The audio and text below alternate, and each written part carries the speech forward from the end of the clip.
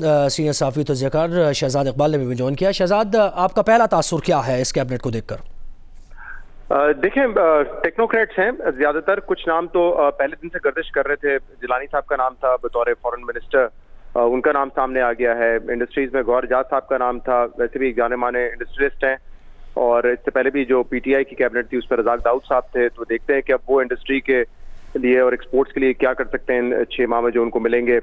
इसके अलावा सरफराज बुख्ती साहब का नाम, वो भी मेरे ख्याल से एक ऐसा नाम है जो कि पहले दिन से सर्कुलेट कर रहा था। और उसकी एक बड़ी वजह यह है कि जो प्राइम मिनिस्टर है, निगरान प्राइम मिनिस्टर काकड़ साहब, उनके करीबी साथी रहे हैं, दोस्त हैं उनके, वो नाम एक गर्दिश कर रहा था। और वो मेरे ख्याल से बड़ी अहमियत का हामिल होगा ये वजारत, क्योंकि इस वक्त जो आप देख रहे हैं कि एक क्रैकडाउन भी है 9 मई के बाद से, जो एक हालात हैं उसमें उनका किरदार बड़ा अहम हो सकता है। खासतौर पर इलेक्शन के करीब जाते हैं तो क्या उस वक्त अमन अमान की सूरत हाल होगी, वो एक इम्पोर्टेंट पहलू होगा। लेकिन मेरे ख्याल से जो सबसे ज्यादा दिलचस्पी लोगों की थी वो इसी में थी कि अगर प्राइम मिनिस्टर जो है वो कोई टेक्नोक्रेट नहीं है या इकोनॉमिक एक्सपर्ट नहीं है तो काबीना में किसका नाम होगा। और डॉक्टर शमशाद अख्तर साहबा का नाम आया है। वो गवर्नर रह चुके हैं स्टेट बैंक ऑफ पाकिस्तान की, बहुत ज्यादा हार्ड वर्किंग है। मैंने शाहजेब खानजादा साहब ने, हमने उनके काफी इंटरव्यूज किए हैं जब वो स्टेट बैंक की गवर्नर थी। बहुत हार्ड वर्किंग है और मुझे लगता है कि उनकी जो एक खास बात थी उस वक्त भी, क्योंकि हालात उस वक्त भी इस तरह के थे कि करंट अकाउंट खसारा बढ़ रहा था, फिस्कल खसारा बढ़ रहा था, तो उनकी राय हमेशा ये होती थी कि हमें फिस्कल कंसोलिडेशन की तरफ जाना है। तो जो फिस्कल स्लिपेजेस वगैरह हैं और आज भी जो नंबर्स आए डेट वगैरह के, वो बहुत ही क्रूशल हैं। तो मेरे ख्याल से उनका किरदार इसमें बड़ा अहम होगा। और अगर ये हम प्राइवेटाइजेशन की तरफ जाते हैं, SIFC के तहत कोई गवर्नमेंटल ट्रांजेक्शन होती हैं, तो उसमें भी उनका किरदार बड़ा अहम हो सकता है। एक बात जरूर थी कि उस वक्त भी शमशाद अख्तर साहबा वजीर आजम उस वक्त शौकत अजीज थे, परवेज मुशर्रफ साहब जो है वो सदर पाकिस्तान थे। हुकूमत की तरफ से जब भी दबाव आता था स्टेट बैंक पे कि जो इंटरेस्ट रेट है उनको कम करें, डिस्काउंट रेट्स को कम किया जाए, तो वो सियासी दबाव नहीं लेती थी उस वक्त। और उनकी एक इंडिपेंडेंट इकोनॉमिक पॉलिसी थी, जो स्टेट बैंक ऑफ पाकिस्तान की अपनी पॉलिसी थी जिसपे वो चल रहे थे मॉनेटरी टाइटनिंग की तरफ। तो अब देखना होगा कि वो किस तरीके से इस सेटअप में जेलिन करती हैं। उनका किरदार मेरे ख्याल से बड़ा अहम होगा। बाकी जो नाम है मेरे ख्याल से कुछ सरप्राइजेस भी हैं इस पे, वो सामने पहले नहीं आए थे। अब जो है कैबिनेट वाज़ेह। और शहजाद, इसमें यह कि प्राइम रिस्पॉन्सिबिलिटी आइन के मुताबिक, यानी इलेक्शन का इनकाद ही ज़ाहिर है वो उस तरीके से कानून साजी करना, और ये तो मैंडेट है ये तो, लेकिन ये सबसे बड़ा टेस्ट होगा कि एतमाद बहाल रखना इलेक्शन की तारीख तक इस निगरां कैबिनेट के लिए और वजीर आजम के लिए, ये बड़ा एक टेस्ट होगा। क्या ख्याल है? जी, बड़ा होगा मेरे ख्याल से। देखें, इलेक्शन कब होंगे और फ्री एंड फेयर होंगे, उसमें बहुत कम रोल होता है वफाकी काबीना का। ज्यादातर सीट सूबे में होती हैं, तो चीफ मिनिस्टर का और इलेक्शन कमिश्नर ऑफ पाकिस्तान का ज्यादा अहम रोल होता है फ्री एंड फेयर इलेक्शन करवाने का। ऑब्वियसली मामलत जो है वो वफाकी हुकूमत ने भी करनी है, अगर रेंजर्स देनी है, आर्मी तैनात करनी है, इन सब चीजों में उनका एक रोल तो होता है। लेकिन जहां तक ये भी डिबेट सारी हो रही है कि इलेक्शन कमिश्नर ऑफ पाकिस्तान ने तारीख देनी है, तारीख जो है वो पहले ही सामने आ चुकी है। तो पता नहीं अब इलेक्शन कमिश्नर ऑफ पाकिस्तान किस बात का इंतजार कर रहा है। वजीर दाखिला जो साबिक थे राना सनाउल्लाह कह चुके हैं फेब में इलेक्शन होंगे। राजा रियाज साहब कह रहे हैं कि 15 फेब के आसपास ही इलेक्शन होंगे। पहले वो कह रहे हैं कि 15 दिन पहले तक ये प्लान था कि एक लंबा केयरटेकर सेटअप आएगा, फिर मुशावरत हुई बड़ों की और ये फैसला किया गया कि फरवरी में इलेक्शन होने हैं। तो इसका मतलब मेरे ख्याल से इलेक्शन कमिश्नर ऑफ पाकिस्तान या आइन की तो ज्यादा इसमें किरदार नहीं रहा है। बड़ों की मुशावरत जो है उसका ये बड़ी शाहजेब, आप कहिएगा कि जो लॉ ऑफिसर थे सुप्रीम कोर्ट में भी उनसे चीफ जस्टिस ने पूछा कि भाई इलेक्शन कब करा रहे हैं आप, जनरल इलेक्शन, तो उन्होंने, उनके पास जवाब नहीं था। फिर आज मुलाकात भी हुई है सिकंदर सुल्तान राजा से, चीफ जस्टिस ऑफ पाकिस्तान की। तो आप समझ रहे हैं कोई डेट उस तरीके से आ जाएगी इलेक्शन की या नहीं? देखिए जी, इलेक्शन की जो डेट है, जो शहजाद बात कर रहे हैं, प्रिसाइजली वही मामला है। वैसे तो ज़ाहिर जिम्मेदारी सबसे बड़ी इलेक्शन कमीशन की है। अब इसमें सुप्रीम कोर्ट का क्या किरदार होगा, जब तहरीक इंसाफ कह रही है कि सुप्रीम कोर्ट में चैलेंज करेंगे और सुप्रीम कोर्ट में हम CCI का वो डिसीजन चैलेंज करेंगे जिसके तहत नई मर्दमशुमारी की बात की गई है।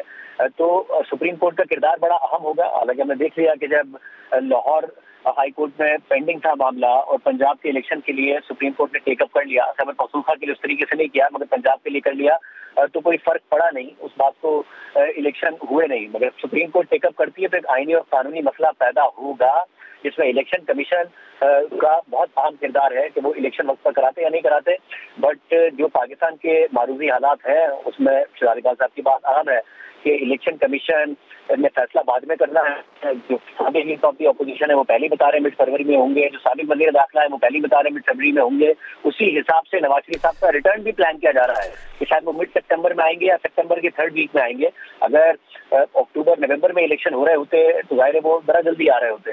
तो नून लीग की प्लानिंग और ये सारे मामला तो ऐसा लगता है कि जैसे इलेक्शन कमीशन का कोई किरदार ही नहीं है, और इलेक्शन कमीशन को साबित करना पड़ेगा कि आइन ने किरदार उन्हीं को दिया है और सुप्रीम कोर्ट के हालिया फैसले की नज़र में भी किरदार उन्हीं का है और उन्हें इस पर अमल करना है। शहजाद, आप कहिएगा ये शुकूक व शुबहात कन्फ्यूजन को दूर करने के लिए आप क्या समझते हैं कि इलेक्शन कमीशन को एक वक्त यानी हल्का बंदियों का जो मुनासिब वक्त लिया जा सकता है, जितने टाइम में हो सकती हैं वो कैलकुलेट करके एक अगर वक्त दे दिया जाए तो ये बेहतर होगा इस मुल्क के लिए भी और स्टेबिलिटी के लिए भी, और फिर सियासी जमातों को भी ज़रा एक इत्मीनान हो जाएगा? देखिए ज़ोहेब, एक तो एक बहुत बड़ा आईनी बहरान इस वक्त पैदा हो सकता है, क्योंकि जब पंजाब की असेंबली तहलील हुई थी तो आपको याद होगा गवर्नर ने उसको नोटिफाई नहीं किया था और ऑटोमेटिकली 48 घंटे में असेंबली तहलील हो गई थी। इसलिए वहाँ पे एक खला थी आइन में कि क्या होगा, और सुप्रीम कोर्ट ने फिर कहा इलेक्शन कमिश्नर ऑफ पाकिस्तान को कि आप सदर पाकिस्तान से मुशावरत करके डेट दें।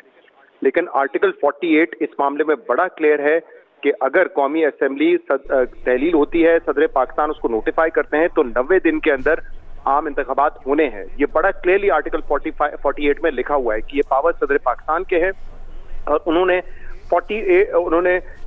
नोटिफाई करने के बाद असेंबली तहलील के फैसले के बाद नोटिफाई करना है और 90 डेज के अंदर इलेक्शन की डेट उन्होंने देनी है। तो अब ये बड़ा इंटरेस्टिंग होगा देखना कि क्या सदर Pakistan election commissioner of Pakistan से मुशावरत करके। जी शहजाद, थोड़ा सा तवक्कुफ यहाँ पर हम मनाज़र दिखा रहे हैं। शमशाद अख्तर पहुंची हैं वजारत ख़जाना में और उनको गुलदस्ता भी पेश किया गया है, वेलकम भी उन्हें किया गया, और इसी असना में सारा इलियास भी स्टूडियो पहुँच गई हैं। शुक्रिया ज़ुहैब। अब जो निगरान काबीना की शक्ल है वो मुकम्मल तौर पर वाज़े हो गई है हमारे सामने। निगरान वज़रा ने यहाँ पर हमारे सामने मौजूद हैं, उनको नामज़द कर दिया गया है, और शाहज़ेब खानज़ादा साहब, शहजाद इकबाल साहब हमारे साथ मौजूद हैं। शाहज़ेब, मौजूदा हालात में चूँकि फ्री एंड फेयर इलेक्शंस का इनेकाद यकीनी बनाना निगरान हुकूमत की ज़िम्मेदारी है, बाकी इदारे हैं, और न्यूट्रलिटी का तासुर कायम रखना, ये मौजूदा हालात में जितनी पोलराइजेशन की फ़ज़ा हम देख रहे हैं, ये निगरान काबीना के लिए, निगरान हुकूमत के लिए कितना बड़ा चैलेंज होगा? देखिए जाहिर है बहुत बड़ा चैलेंज होगा, क्योंकि पंजाब की भी निगरान हुकूमत है और आईनी मुद्दत से लंबे टाइम के लिए ये निगरान हुकूमत है, तो उन्होंने कोई ऐसा तासुर देने की कोशिश भी नहीं की कि वो न्यूट्रल है। न्यूट्रल तो नहीं है, मगर तासुर देने की भी नहीं कोशिश की कि वो न्यूट्रल है। तो वफाकी काबीना जब आ गई है तो फिर उनके ऊपर भी बहुत बड़ी जिम्मेदारी है कि वो इस बात को साबित करें। फाइनेंस के पॉइंट ऑफ व्यू से जैसा कि शहजाद भी कह रहे हैं कि एक अच्छी चॉइस लगती है डॉक्टर शमशाद साहिबा की, रिफॉर्म्स से ज्यादा अहम है कि पाकिस्तान इस वक्त कंटिन्यू करें उन इकोनॉमिक पॉलिसीज को। रिफॉर्म्स अहम है, बट शायद केयरटेकर गवर्नमेंट के पास वो मैंडेट नहीं है कि उन रिफॉर्म्स को कर पाए, मगर IMF का प्रोग्राम कंटिन्यू रहे, एक टाइट फिस्कल और टाइट मॉनेटरी पॉलिसी उसकी डिमांड है, एक पॉपुलिस्ट मेजर्स ना हो रहे हों।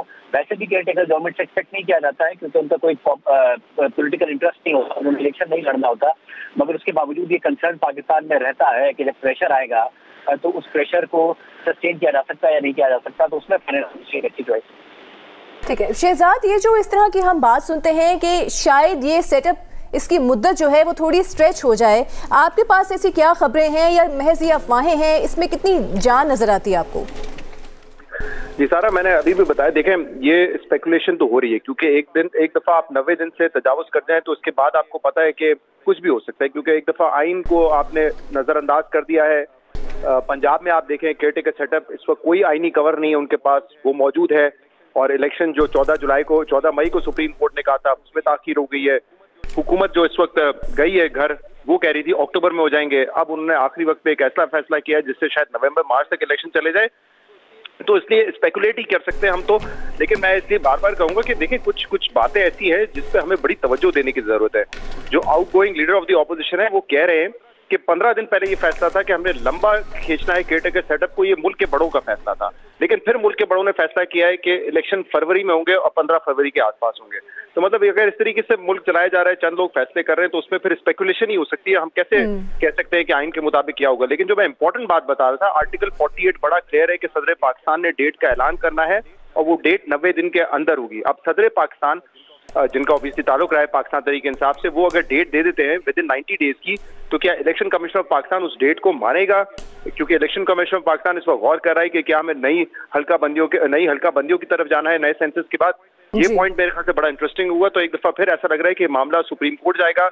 अगर ये जस्टिस बंदियाल के होते हुए चला जाता है, ये तो आने वाला वक्त बताएगा कि मामला किधर जाता है और क्या डिसाइड होता है। बहुत शुक्रिया आपका शहजाद इकबाल साहब। शाहजेब खानजादा साहब हमारे साथ मौजूद थे। निगरान वफाकी काबीना ने हलफ उठा लिया है।